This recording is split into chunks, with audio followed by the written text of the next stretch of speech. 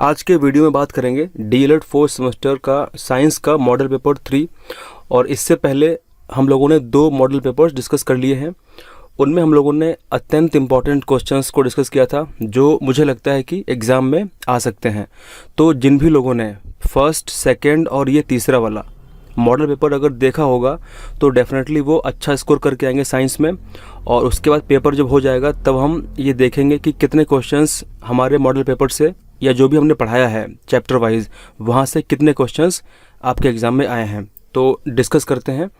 और इस वाले में भी हमने बहुत ही इंपॉर्टेंट क्वेश्चंस को रखा है जो आपके एग्ज़ाम में आ सकते हैं।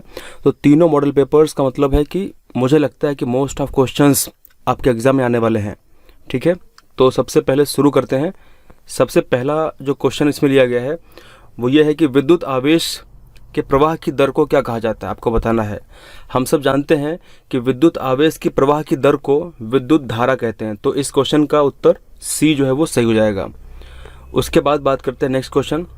इसमें कहा गया है कि जो प्रतिरोध होता है रेजिस्टेंस, उसकी एसआई इकाई क्या होती है।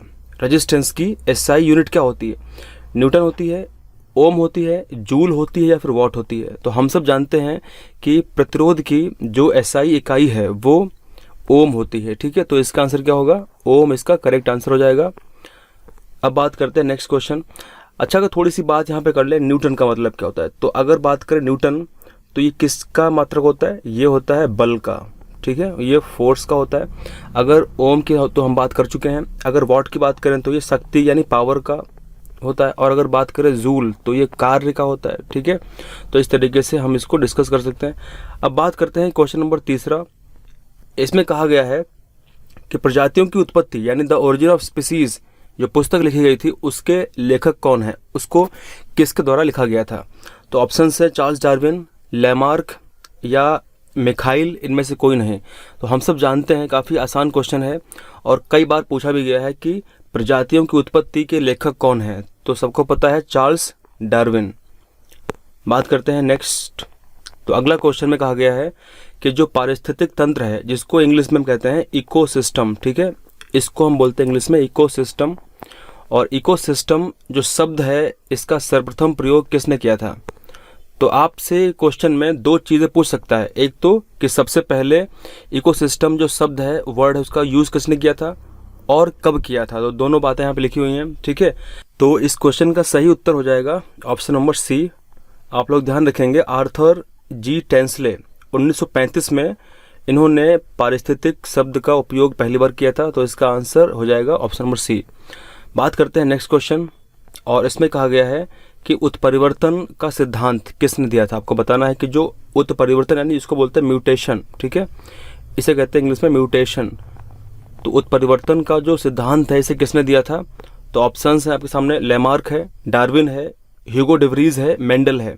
हम सब जानते हैं कि जब भी हम बात करेंगे मेंडल की तो मेंडल ने आनुवांशिकी के बारे में बताया था। तो यहाँ पे डी इनकरेक्ट होगा। अगर डार्विन की बात करें तो डार्विन ने ओरिजिन ऑफ स्पीसीज यानी प्रजातियों की उत्पत्ति के बारे में बात करी थी और जो प्राकृतिक चयनवाद होता है उसके बारे में बात करी थी। तो ये भी नहीं होगा। अगर लैमार्क की बात करें तो लैमार्क वाद दिया था। तो इसका आंसर होगा ऑप्शन नंबर सी यानी ह्यूगो डिवरीज। ठीक है, तो ह्यूगो डिवरीज ने ही उत्परिवर्तन का सिद्धांत दिया था। इसके बाद बात करते हैं इंपॉर्टेंट अतिलघुत्तरीय क्वेश्चंस की और देखते हैं कि कौन कौन से इंपॉर्टेंट अतिलघुत्तरीय प्रश्न जो आपके एग्जाम में आ सकते हैं। सबसे पहला क्वेश्चन नंबर 6 है कि आपसे अगर पूछेगा कि मनुष्य में रुधिर का निर्माण कहाँ पे होता है। अगर आपसे एक क्वेश्चन पूछता है कि मनुष्य में रुधिर का निर्माण कहाँ पे होता है तो आप क्या करके आएंगे। मनुष्य में भ्रूण अवस्था में रुधिर का निर्माण यकृत में यानी लीवर में होता है तथा वयस्क अवस्था में रुधिर का निर्माण अस्थि मज्जा में होता है। बस अगर आप इतना लिख के आएंगे तो आपको एक नंबर जो है वो मिल जाएगा। उसके बाद बात करते हैं नेक्स्ट क्वेश्चन। और इस क्वेश्चन में कहा गया है कि क्वेश्चन 7 में मनुष्य में पाए जाने वाले सर्वदाता एवं सर्वग्राही रुधिर समूह का नाम आपको बताना है। तो बहुत ही आसान सा क्वेश्चन है, केवल आपको नाम लिख देना है कि कौन सा रुधिर सर्वदाता है और कौन सा सर्वग्राही है। तो हम सब जानते हैं कि मनुष्य में पाए जाने वाला जो सर्वदाता रुधिर समूह है वर्ग है वो ओ है और जो सर्वग्राही है वो क्या है, ए बी है। तो बस हम इतना लिख के आएंगे, हमको 1 नंबर मिल जाएगा। अगर यहाँ पे थोड़ा सा टेक्निकल, क्योंकि आपके इन एग्जाम्स में ऐसे क्वेश्चन नहीं आते हैं, लेकिन अगर आपसे क्वेश्चन पूछ ले कि ओ पॉजिटिव या फिर ओ नेगेटिव, इसमें से क्योंकि दोनों ही O हैं, ठीक है, लेकिन फ़र्क सिर्फ ये है कि एक पॉजिटिव एक नेगेटिव है। इसमें से अगर आपसे पूछता है कि कौन सा रक्त समूह सर्वदाता होता है, तो इसका आंसर होगा O नेगेटिव, ठीक है। O पॉजिटिव जो होता है वो यूनिवर्सल डोनर नहीं होता है, O नेगेटिव ही होता है, सर्वदाता। कैसे होता है उसके पीछे पूरा वीडियोस बने हुए हैं सारे चैप्टर वाइज, तो उसमें एक एक पॉइंट डिस्क्राइब किया गया है। इससे पहले वाले जो मॉडल पेपर्स थे उसके अंदर हमने डिस्कस किया था RH फैक्टर के बारे में, यानी RH कारक क्या होता है आपको बताना है, तो उससे भी क्वेश्चन एग्जाम में आने की संभावना है, तो उसको आप लोग देखें अगर नहीं देखा है तो। बात करते हैं नेक्स्ट क्वेश्चन। तो इस क्वेश्चन में कहा गया है कि जो HIV है, क्वेश्चन 8 की बात करते हैं। HIV जो है इसका पूरा नाम आपको लिखना है। तो हम सब जानते हैं HIV इसका मतलब ह्यूमन इम्यूनो डेफिशिएंसी वायरस। क्या बोलते हैं इसको? ह्यूमन इम्यूनो डेफिशिएंसी वायरस बोलते हैं। उसके बाद बात करते हैं नेक्स्ट क्वेश्चन। तो क्वेश्चन 9 में आपसे पूछा गया है कि एड्स का पूरा नाम क्या है, ठीक है। उसके अलावा सबसे पहले इसका पता किस में चला था, तो आपको 2 यहाँ पे पॉइंट लिखने हैं। तो सबसे पहला पॉइंट आप लिख के आएंगे कि एड्स का जो पूरा नाम है वो एक्वायर्ड इम्यूनो डेफिशिएंसी सिंड्रोम है और इसका पता सर्वप्रथम बंदरों में चला था। इसके बाद ही मनुष्य में यह रोग देखा गया फैला। उसके बाद बात करते हैं नेक्स्ट क्वेश्चन। तो आपसे इसमें पूछा गया कि विद्युत प्रतिरोध क्या है, यानी इलेक्ट्रिक रेजिस्टेंस क्या होता है। आपको इसमें लिख के आना है कि जब किसी चालक में विद्युत धारा प्रवाहित होती है तब चालक इसके प्रवाह में रुकावट डालता है। चालक का मतलब परिपथ, कोई तार है, कोई परिपथ सर्किट है।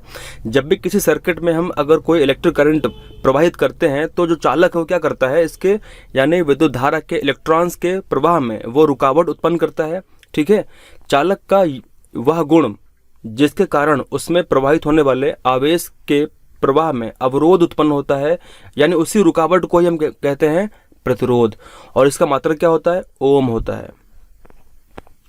इसके बाद बात करते हैं क्वेश्चन नंबर 11।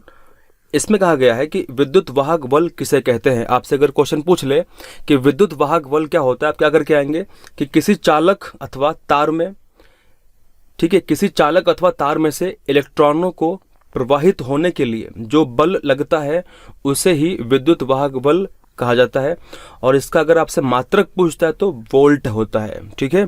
तो यहाँ पे अब हम लोग डिस्कस करने वाले हैं जो हमारे लघुत्तरी क्वेश्चंस हैं उनके बारे में, ठीक है। तो अभी तक हम लोगों ने अतिलघुत्तरी और बहुविकल्पी क्वेश्चंस को देख लिया है। अब बात करते हैं लघुत्तरी क्वेश्चंस के बारे में।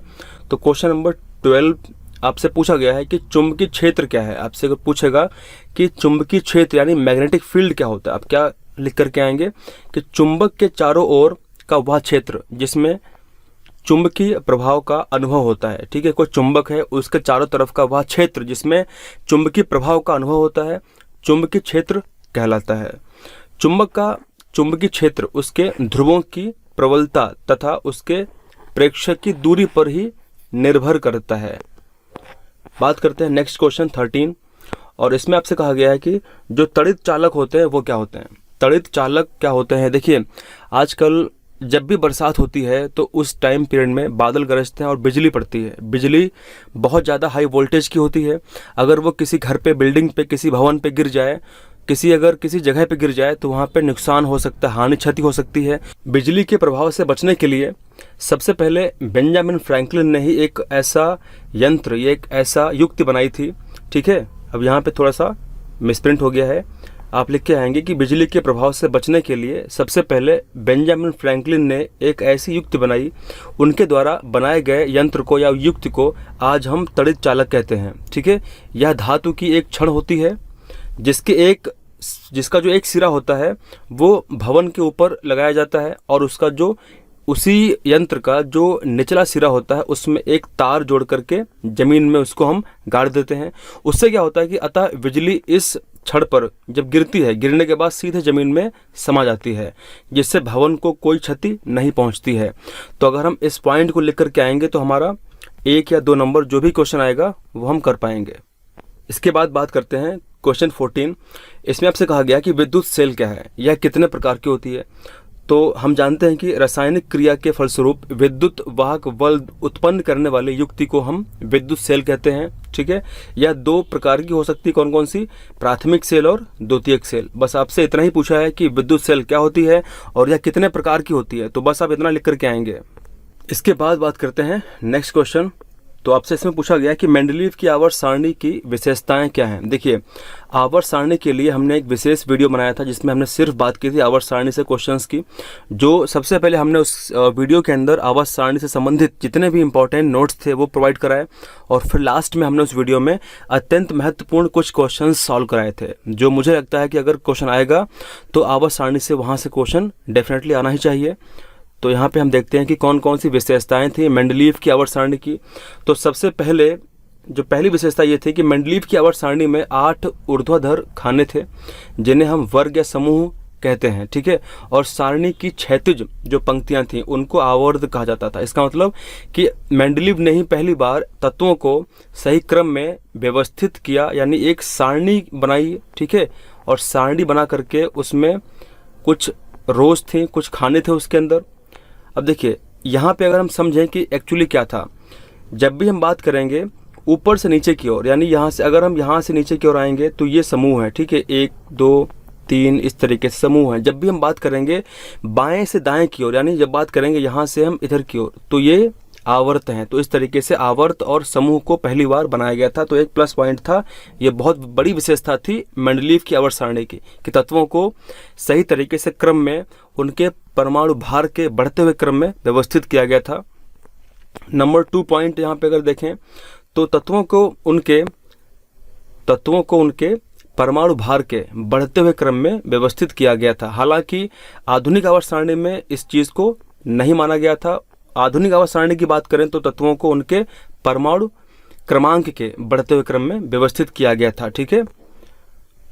तीसरा अगर पॉइंट देखें तो उस समय जो तत्व ज्ञात नहीं थे, मेंडलीव ने उन तत्वों के लिए एक रिक्त स्थान छोड़ दिया था, ठीक है, ताकि मेंडलीव को ऐसा आशंका थी, अनुमान था कि भविष्य में कुछ तत्व खोजे जाएंगे तो उनको प्लेस करने में दिक्कत नहीं होगी।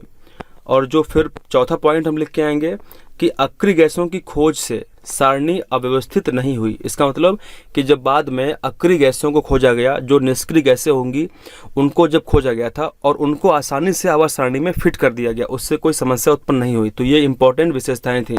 अब बात करते हैं क्वेश्चन नंबर नेक्स्ट। तो इसमें आपसे पूछा गया है कि खनिज तथा अयस्क में अंतर लिखिए। आपको लिखना है कि खनिज और अयस्क में डिफरेंस क्या होता है। तो सबसे पहले यहाँ पे 2 कॉलम बना के आप लिखेंगे, एक कॉलम में खनिज, एक कॉलम में अयस्क।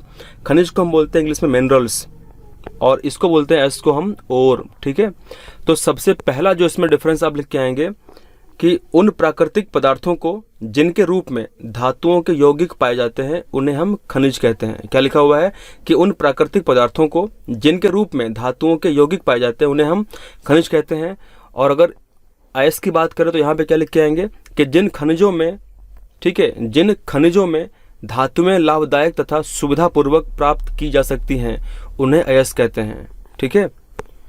दूसरा पॉइंट अगर देखें तो इसमें लिखा हुआ है कि कुछ खनिजों में धातु की जो प्रतिशत मात्रा होती है वो पर्याप्त होती है, जबकि अन्य खनिजों में धातु की प्रतिशत मात्रा कम होती है, बहुत कम हो सकती है। पर अगर बात करें अयस्क की तो सभी अयस्क में धातु की जो प्रतिशत मात्रा होती है वो पर्याप्त होती है।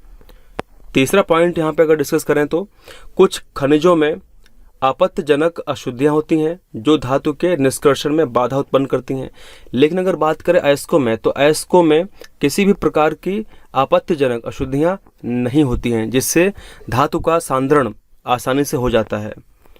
फिर बात करते हैं लास्ट पॉइंट की, और इसमें लिखा हुआ है कि सभी खनिजों को धातु निष्कर्षण के लिए प्रयुक्त। ये बहुत ही इंपॉर्टेंट पॉइंट है, आप लोग इसको सही से करके आएंगे। हो सकता है कि इस पॉइंट से आपके बहुविकल्पी में क्वेश्चन बन जाए, ठीक है, इस पॉइंट से। तो काफ़ी महत्वपूर्ण पॉइंट है, इसको हम लोग पढ़ते हैं। क्या लिखा हुआ है कि सभी खनिजों को धातु निष्कर्षण के लिए प्रयुक्त नहीं किया जा सकता, अर्थात सभी खनिज अयस्क नहीं हो सकते। एक चीज़ आप ध्यान रखेंगे कि सभी खनिज जो हैं वो अयस्क नहीं हो सकते, परंतु सभी अयस्कों को धातु निष्कर्षण के लिए प्रयुक्त किया जा सकता है। अतः सभी अयस्क अनिवार्य रूप से क्या हो सकते हैं, खनिज हो सकते हैं, ठीक है। तो ये पॉइंट आप लोग बिल्कुल दिमाग में रखेंगे। बात करते हैं नेक्स्ट पॉइंट। तो अगले पॉइंट में आपसे बोला गया है नेक्स्ट क्वेश्चन में कि धातु तथा अधातु में अंतर आपको लिखना है कि कौन कौन से अंतर धातु अधातु में है। तो सबसे पहले बात करते हैं धातु की अधातु की, ठीक है। आप इस तरीके से कॉलम बनाएंगे और कॉलम बना करके आप उसको लिख करके आएंगे। तो सबसे पहला अंतर क्या है, हमारे चारों तरफ जहाँ भी हम रहते हैं, चारों तरफ बहुत सी प्रकार की धातुओं का इस्तेमाल हम करते हैं। हमारे छतों में धातु में भरी हुई है, यानी लोहा है, ठीक है। हमारे पास अगर कार है या फिर बाइक है, उसके अंदर भी एल्युमिनियम या लोहे का इस्तेमाल किया गया है। तो धातुओं के उपयोग हम बहुत पहले से कर रहे हैं और लगातार हम उपयोग करते रहेंगे। तो इसमें डिफरेंस हमने फील भी किया होगा। सबसे पहला पॉइंट यहाँ पे लिखा हुआ है कि धातु में विद्युत और ऊष्मा की सुचालक होती हैं। अगर वहीं बात करें अधातुओं की, तो अधातु में विद्युत और ऊष्मा की कुचालक होती हैं। दूसरा पॉइंट है, धातुओं में एक विशेष चमक होती है और यही चमक जो है ये अधातुओं में नहीं पाई जाती है। हालांकि कुछ एक्सेप्शन है, अपवाद है, उनको छोड़ दिया जाए तो अधिकतम जो अधातुएं होंगी वो चमक युक्त नहीं होती हैं, चमक नहीं पाई जाती है। तीसरा पॉइंट की बात करें तो पारे को छोड़ दिया जाए तो उसके बाद बाकी सभी धातुएं कैसी होंगी, वो ठोस अवस्था में पाई जाती हैं। लेकिन जो पारा होगा मरकरी, वो पाया जाता है तरल अवस्था में। अगर वहीं बात करें अधातुओं की, तो सभी तीनों अवस्थाओं में हो सकती हैं। इसका मतलब जो अधातुएं होती हैं वो तीनों अवस्थाओं में हो सकती हैं। कौन कौन सी अवस्था है, ठोस, द्रव और गैस अवस्था में हो सकती है, ठीक है। आप लोग कमेंट करके बताएं कि कौन सी ऐसी अधातु है जो ठोस अवस्था में पाई जाती है, ठीक है। अगर बात करें द्रव अवस्था में, तो सबको पता है ब्रोमीन किस अवस्था में पाई जाती है, ब्रोमीन पाई जाती है द्रव अवस्था में। अगर बात करें गैसीय अवस्था में, तो बहुत सी ऐसी अधातुएं हैं, जैसे ऑक्सीजन, ठीक है, इत्यादि। तो आप लोग कमेंट करके बताएंगे कि ऐसी कौन सी अधातु है जो ठोस अवस्था में पाई जाती है। फिर बात करते हैं नेक्स्ट पॉइंट की।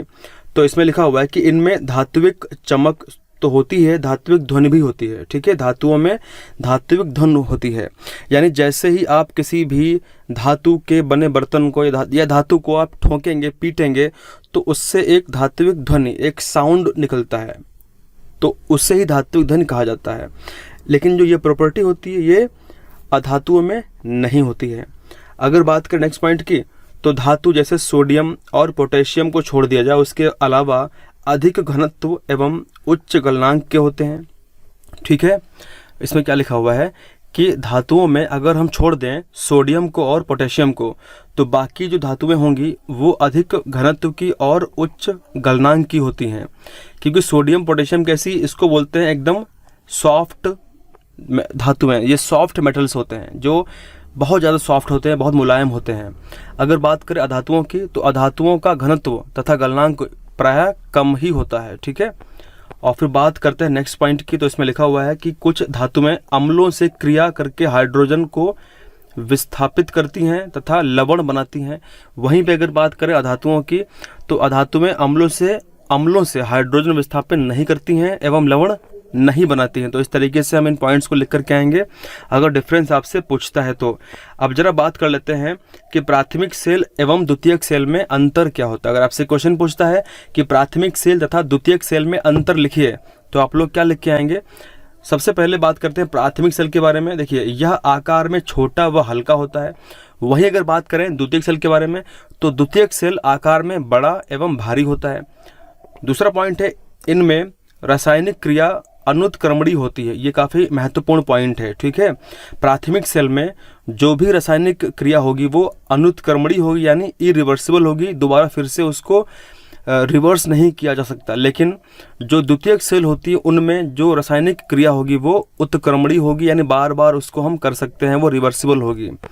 अगर बात करें तीसरे पॉइंट की, तो इसमें लिखा हुआ है कि इसे पुनः आवेशित नहीं किया जा सकता, क्योंकि इसमें कौन सी क्रिया होती है, अनुत्क्रमणीय क्रिया होती है। इसी वजह से इसको बार बार हम क्या नहीं कर सकते हैं, आवेशित नहीं कर सकते हैं। लेकिन अगर बात करें द्वितीयक बैटरी या सेल की, तो इसे पुनः आवेशित किया जा सकता है, क्योंकि इसमें उत्क्रमणीय क्रिया होती है।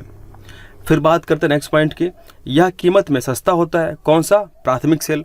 वहीं अगर बात करें द्वितीयक सेल की, तो यह कीमत में महंगा होता है। उसके अतिरिक्त अगर बात करें इनका उपयोग, तो हम जानते हैं कि हमारे घरों में जो ट्रांजिस्टर रेडियो हैं या जो टॉर्च है, ये घड़ियां हैं, तो उनमें हम प्राथमिक सेल का उपयोग करते हैं, ठीक है, क्योंकि सस्ती होती हैं। बस एक चीज़ थोड़ी इसमें अच्छी ये होती है कि जो प्राथमिक सेल होती है वो जल्दी डाउन नहीं होती है। आप खुद देखते होंगे घड़ी में एक बहुत ही छोटा सा सेल पड़ता है और वो 1 साल तक चलता रहता है। इसका मतलब उनमें जो भी अंदर आवेश भरा होता है वो जल्दी डिस्चार्ज नहीं होता है। लेकिन अगर बात करें हम द्वितीयक बैटरीज की या सेल्स की, तो ये बहुत जल्दी शीघ्र ही डिस्चार्ज होती है, इन्हें पुनः चार्ज किया जाता है।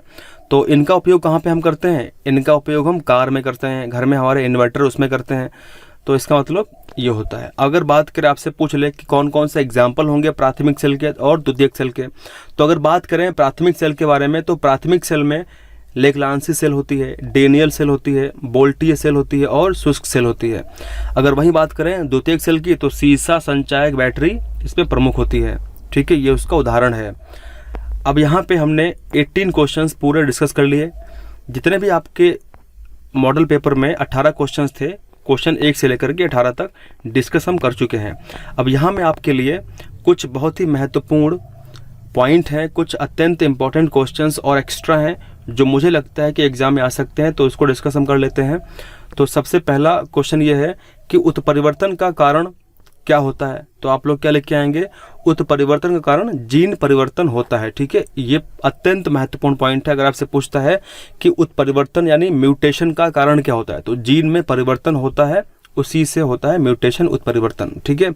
दूसरा पॉइंट है कि भारत में जो एनीमिया है इसके कारण क्या हो सकते हैं? तो गरीबी, अज्ञानता और गंदा रहन सहन हो सकता है।